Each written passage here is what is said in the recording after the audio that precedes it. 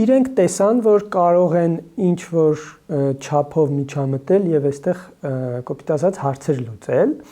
այսինքն Թրամփը շատ թեթև ուրեմն ջանքեր գործադրելով կարողացավ հասնել նրան, որ օգոստոսի 8-ին այդ խաղաղության համաձայնագիրը նախաստորագրվի, Հայաստանի հետ համապատասխան փաստաթղթեր ստորագրվեն եւ շատ մեծ նշանակություն ունի այստեղ նաեւ Թրամփի անձը։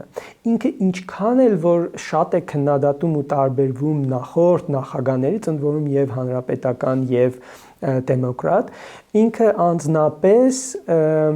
խաղաղություն հաստատելը համարում է կարևոր բան, այդ հարցում ինքը հետևողական է։ Իսկ Միացյալ Նահանգների ամբողջ այդ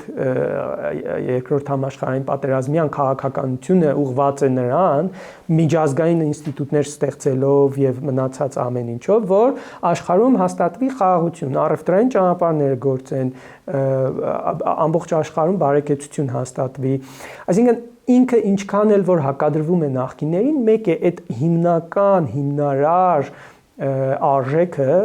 աշխարհում խաղաղություն հաստատելը Թրամփի մեջ կա եւ Հայաստանի դիվանագիտությունն էլ կարողացավ շատ լավ օգտագործել այդ հանգամանքը, օգտագործել նաեւ Թրամփի այն հատկությունը, որ ինքը սիրում է, երբ իր անձը շոյում են։ Ինքը շատ է սիրում, որ իր անձը կապվի նրա հետ, որ իր շնորհիվ Հայաստանն ու Ադրբեջանը, որ տասնամյակներ պատերազմի մեջ էին, ինքը եկավ եւ այդպիսի մի հարց լուծեց։